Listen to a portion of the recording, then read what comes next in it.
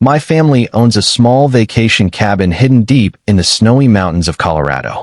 My parents have always been passionate skiers, and that's the main reason they bought the place decades ago, long before I was even born. The cabin has been part of our family for over 40 years now. It's old, weathered, and creaks with every gust of mountain wind, but it's ours. My dad has spent countless weekends repairing the roof, fixing the pipes, and patching up the walls, yet somehow, it still feels like it's one storm away from collapsing. He often talks about tearing it down and building a new, modern home in its place. But for me, that cabin is a time capsule of my childhood, and I can't imagine it gone. This story happened about 15 years ago when I was 8, and my older brother, Josh, was 11. It was during one of the biggest snowstorms I can remember. The blizzard had been raging since morning, blanketing everything in thick, heavy snow. The trees were bowed under the weight, and the air outside looked more like a white blur than anything else. Naturally, being kids, Josh and I couldn't resist going out to play in it. The property around the cabin is huge, acres of open ground surrounded by dense forest and steep slopes. At the end of the driveway is a narrow, dead-end road that leads downhill toward a few other large properties. Most of them were vacation homes, and during the winter, they were usually empty.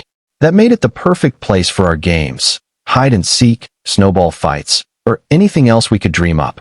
That day, we decided to play our favorite game, Snowball Jewel. The rules were simple. We each built a fort somewhere on the property, hidden but declared, and made one massive snowball that acted as the jewel. The goal was to steal the other person's jewel and bring it back to your own base without getting hit. Josh picked a spot on the neighboring property down the hill, a place we knew was usually empty. I told him I'd wait until he built his fort and blew the whistle to start the game. He ran off down the road, disappearing into the white swirl of snow. I waited. 5 minutes passed, then 10, but the whistle never came. Something about that silence in the storm didn't feel right. After waiting for nearly 10 minutes with no whistle from Josh, I decided to stop standing around in the cold. The wind howled through the trees, carrying a sound that almost resembled distant whispers. I could barely see past the line of pines, and the snow kept piling up against my boots. At 8 years old, I wasn't exactly brave, especially not during a blizzard, but I figured maybe Josh had started without me. To reach his fort, I had two choices: cut through the woods or take the long road down toward the neighboring property. The thought of trekking through those dark, snow-covered trees alone made my stomach twist, so I chose the road. The path was barely visible, buried under several inches of untouched snow, but I trudged along, the flakes stinging my cheeks. My gloves were soaked, my breath came out in white clouds, and each step felt heavier than the last. As I approached the neighboring property, I could see faint outlines of the big, empty house through the trees. It always gave me weird vibes, quiet, dark, and far too still, even in the daytime. The house belonged to an older couple who rarely visited in winter, so we'd often play around their open yard without any issues. But this time felt different. I looked for Josh's tracks and found a trail of footprints leading into the yard. Through the thin winter trees, I spotted his fort, a small mound of snow shaped into a wall near the edge of the property. But there was no sign of Josh himself. I scanned the area, calling out his name once, then twice. The only response was the wind whistling through the bare branches. Curiosity got the better of me. I walked closer, my boots crunching over the snow until I reached the fort. I leaned down, about to grab the jewel snowball, when a voice suddenly called out behind me. "Excuse me, are you looking for your brother?" I froze. Turning around, I saw a woman standing in the doorway of the neighbor's house. She was bundled in a thick coat, her gray hair tied back, and her smile, it didn't look right. It was too wide, too forced. I shouted back, "We're just playing a game." Her smile didn't fade. "Your brother isn't here," she said softly. And then, something in her tone made every hair on my neck stand up. Her words echoed through the cold air. "Your brother isn't here." Something about the way she said it felt off, like she already knew that was the wrong answer. I stood there, snowflakes landing on my eyelashes, trying to figure out what she meant. I could see the neighbor's house more clearly now, its windows frosted over, the paint on the shutters peeling, and the porch sagging under a layer of untouched snow.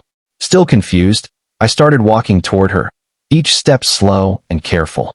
The woman didn't move from the doorway. She just watched me, that same crooked smile frozen on her face. For a moment, I almost convinced myself she was being kind. Maybe she was just a new caretaker or a relative staying there for the weekend. But then I noticed something. In one of the upstairs windows, a shadow moved. Someone, or something, was standing there, looking down at me. I could only see half of a face behind the frost, a black beanie pulled low over their head, the rest of their features hidden beneath the window frame. For a split second, I thought it was Josh. My heart jumped. Maybe he was playing a prank. But when the figure slowly tilted its head, I realized that whoever it was, wasn't my brother. A chill ran down my spine. My eyes darted back to the snow. There were footprints, 2 sets. One trail led to the house's front door, and another set came back out, heading toward the woods behind it. They were small enough to be Josh's. The woman spoke again, her voice quieter this time, but somehow sharper. "Come inside, sweetheart. It's too cold out there." Her tone wasn't warm anymore. It was coaxing. My instincts screamed at me not to move closer. I called out, my voice cracking. "Josh, where are you?" The woman's smile faltered, just slightly, like she hadn't expected me to call for him. That's when I knew something was terribly wrong. A sound came from inside the house. Heavy footsteps, quick, deliberate, thudding against the wooden floorboards. Someone was coming down the stairs. Panic surged through me. My chest tightened, and my legs finally listened to what my brain had been shouting for the last 30 seconds. Run. I turned and sprinted toward the woods, my boots slipping through the snow as the woman yelled something I couldn't make out. When I looked back, the window upstairs was empty. I ran as fast as I could, the wind slicing across my face and the snow burning my lungs. Behind me, I could hear the faint echo of the woman's voice, shouting something I couldn't understand. My heart was pounding so hard it drowned out every other sound, even the crunch of my boots in the snow. I didn't stop running until I reached the road that led back to our cabin. Just as I stumbled onto the driveway, I heard the faint whistle that my dad always used to call us for dinner. Relief washed over me so suddenly that I almost fell to my knees. When I reached the top of the hill, my dad and Josh were already there. Josh's cheeks were red from the cold, but his eyes looked terrified. He ran up to me and shouted. They tried to get me to go inside. Before I could even speak, he explained that the same woman had appeared at the front door when he went to set up his fort. She'd told him to come in and warm up, but something about her smile made him turn around and run back toward home. Hearing him say that made my stomach twist. We'd both seen her. My dad didn't waste a second. He grabbed the nearest heavy tool from the garage, a crowbar, and told us to stay with Mom. Josh and I watched from the window as he trudged down the snowy hill toward the neighbor's house. We waited what felt like forever. When he finally came back, he was pale and furious. He said the front door was locked, the lights were out, and nobody answered when he knocked. But he knew someone was inside. He could hear movement. Dad went to another neighbor's house for help. They knew the owners and called them right away. What they said made my blood run cold. The owners weren't in Colorado that weekend. In fact, they hadn't been there in over a month. The police came that night. They searched the property, found the back door unlocked, but no one inside. No woman. No footprints. Nothing. After that, Dad brought all our valuables home, afraid of a break-in. Josh and I never played near that property again. Even now, whenever we visit that cabin, I still catch myself staring at that same house across the snow, half expecting to see that same smiling woman waving from the doorway. I've been skiing for as long as I've been able to walk. My parents were once competitive skiers. That's actually how they met. Naturally, it was important to them that my siblings and I learned early. Now, 21 years later, skiing is still a huge part of my life. This story happened a few winters ago during my senior year of college. Everyone knows the best skiing in the Northeast is in Vermont, and that's where we headed. It was supposed to be a normal trip, just me, Jaden, Ryland, and Amir. Jaden booked everything. Ryland drove, and the mountain we picked was massive. I think it was Killington, 7 lifts, countless peaks, and trails that stretched forever. We spent almost 2 full days skiing, trying out different runs and pushing our limits. We had our usual handful of fireball shooters to warm up, as we like to call it. It was the kind of trip where the cold wind felt like freedom. On the second afternoon, we stopped near the top of the lift, talking about what trail to hit next. That's when 2 girls appeared. No helmets, just perfect hair and faces that didn't seem real against the white snow. One brunette, one blonde. They introduced themselves as Taylor and Devin, both stunning in a way that immediately caught us off guard. They complained that the mountain was full of older people and they were bored. Devin seemed like a serious skier. She asked Amir all sorts of technical questions about his gear. Meanwhile, Taylor laughed at our fireball shooters and teased us for being lightweights. Then, Devin pulled out a small, unmarked bottle from her jacket. She grinned and said, "Try something stronger." We laughed, but curiosity got the better of us. Ryland, always the first to show off, drank first. Amir followed.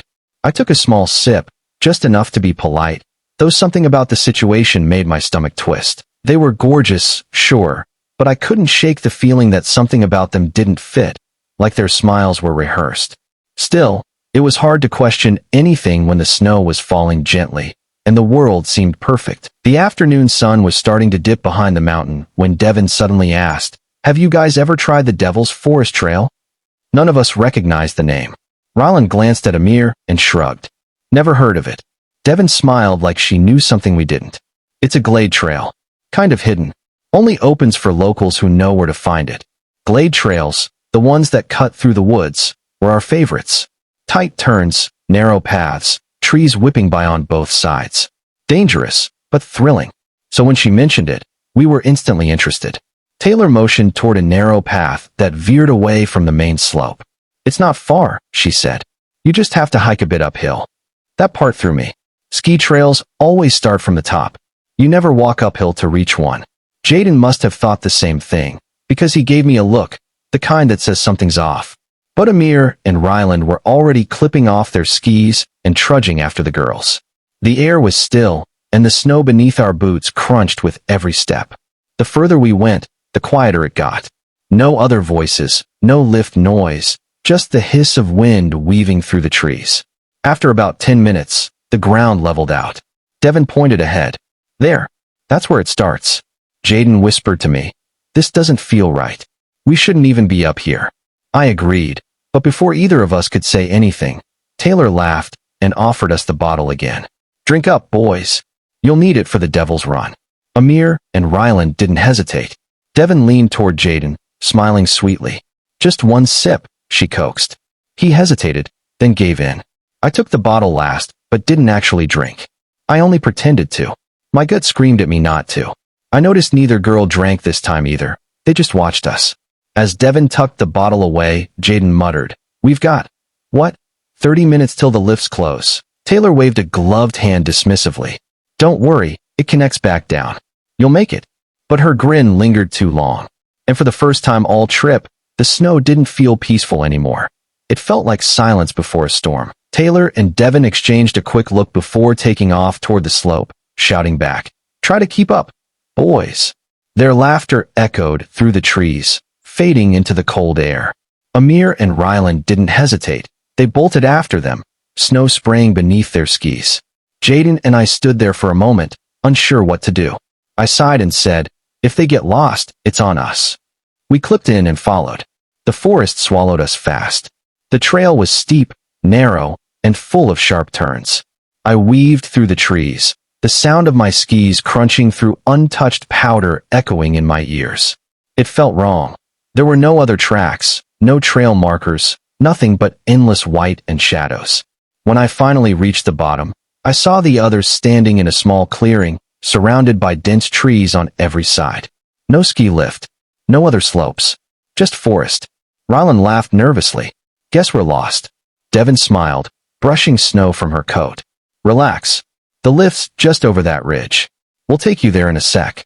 I was about to argue when something thumped into the snow beside me. Ryland had collapsed. His body hit the ground hard, unmoving. "What the hell?"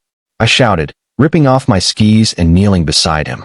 His breathing was shallow, slow, but he was alive. Before I could react, Amir stumbled and fell too, face first into the snow.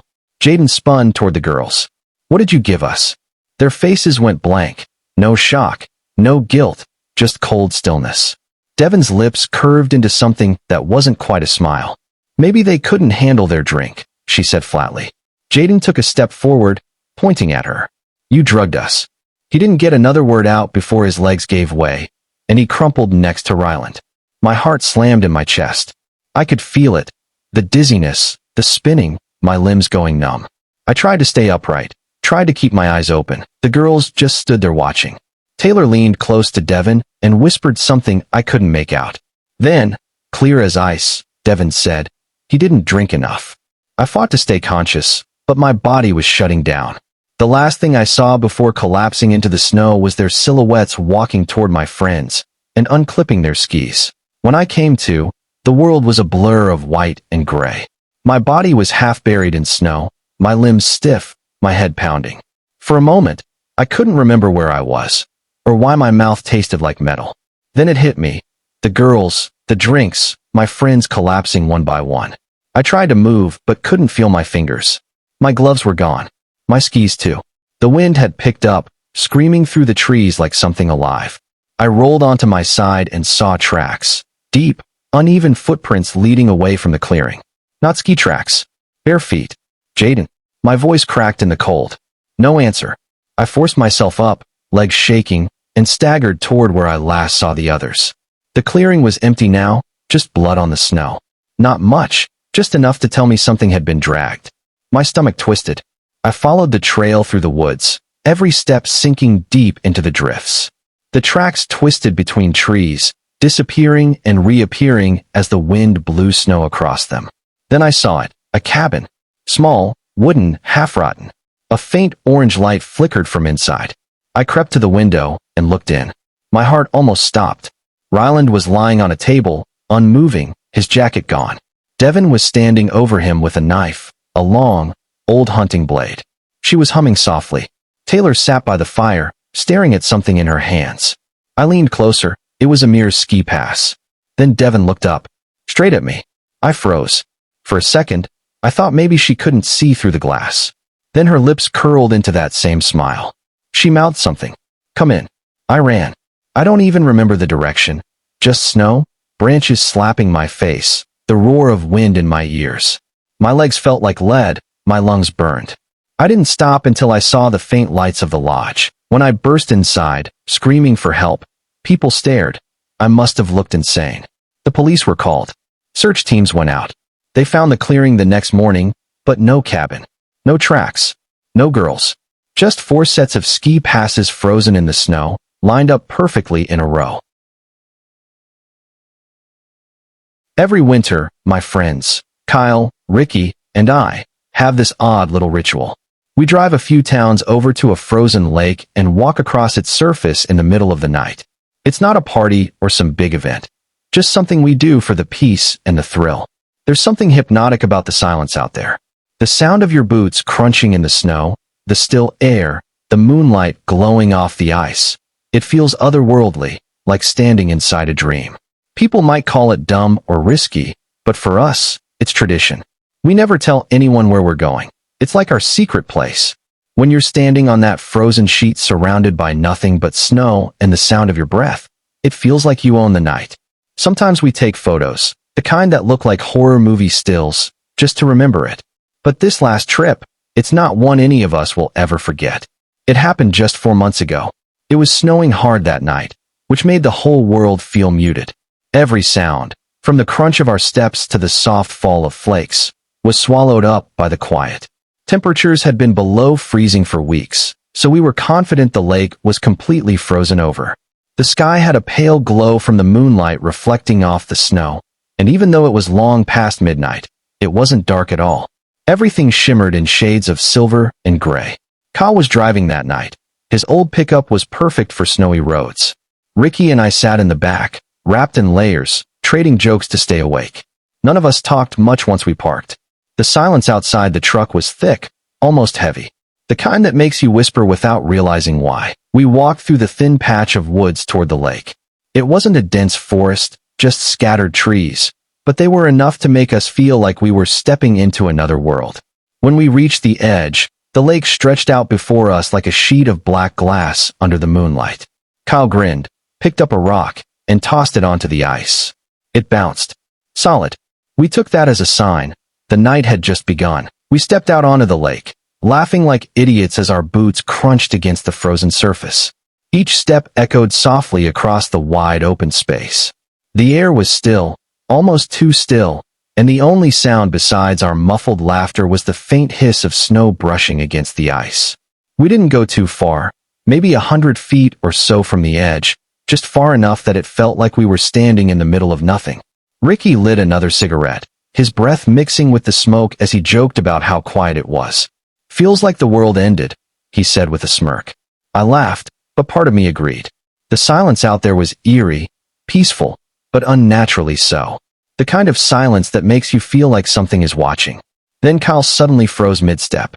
His eyes were fixed on something across the lake. "You see that?" he whispered. Ricky and I followed his gaze. At first, I thought he was messing with us. But then I saw it, something large and dark moving near the far edge of the lake, right where the tree line began. It was hunched over, slowly dragging itself toward the ice. We stopped talking instantly. Nobody moved. My first thought was, a bear. It made sense. They wandered sometimes, even in winter. Ricky whispered, "Is that a bear?" But none of us answered. We just stood there, our breath fogging in front of us. But then, the more we stared, the less it looked like an animal. Its posture was wrong. It was too tall, too upright, its movements awkward and human-like. Something about the shape felt deliberate. My chest tightened. And then we saw what it was dragging, a black shape sliding behind it, leaving a faint trail in the snow.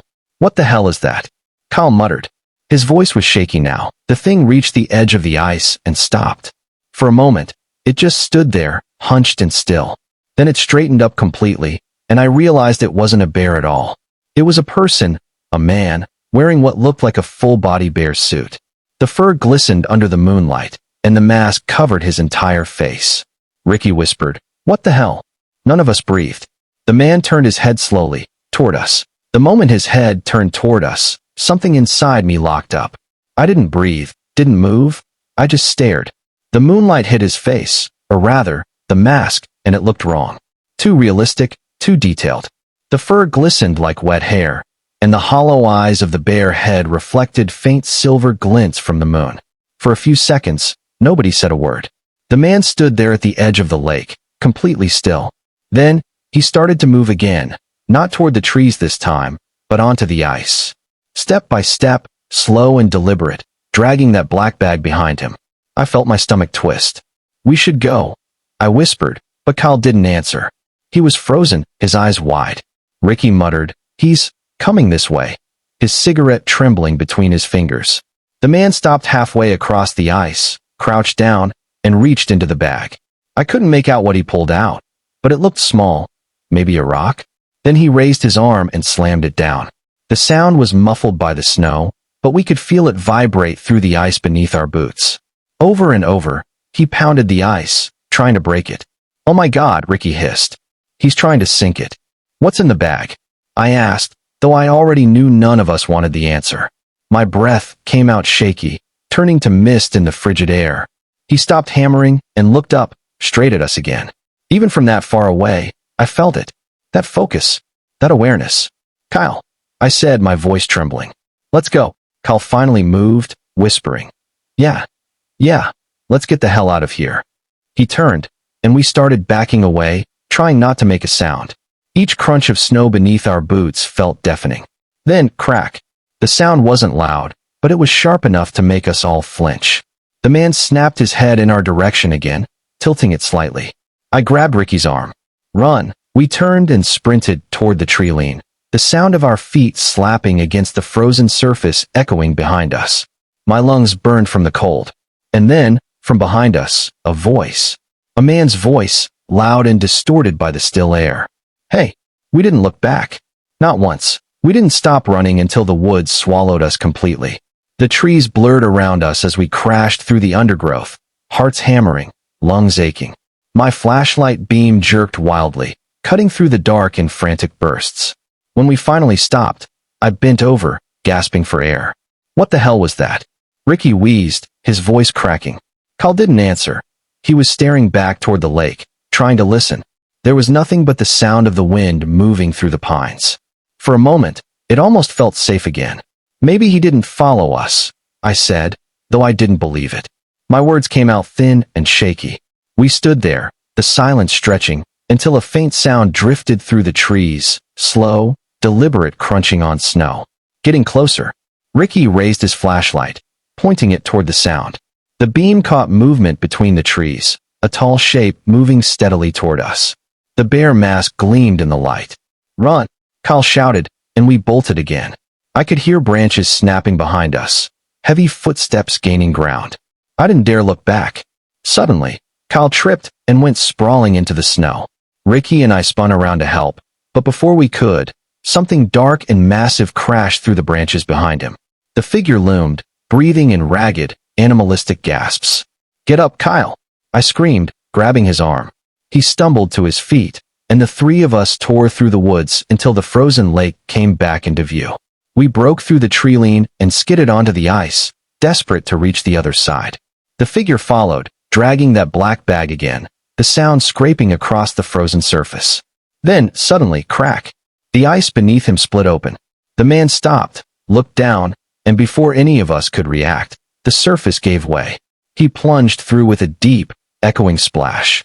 For a few seconds, there was chaos, splashing, thrashing, muffled gasps, and then silence. We stood there, staring at the dark hole in the ice. The bag floated for a moment, and then slowly sank. We didn't wait. We turned and ran toward the road, never stopping, never looking back. Later, when the police arrived, they found nothing. No footprints, no body, no hole in the ice. Just a frozen lake, perfectly smooth, as if nothing had ever happened. But sometimes, when the wind blows over that lake, locals swear they still hear faint knocking sounds beneath the ice.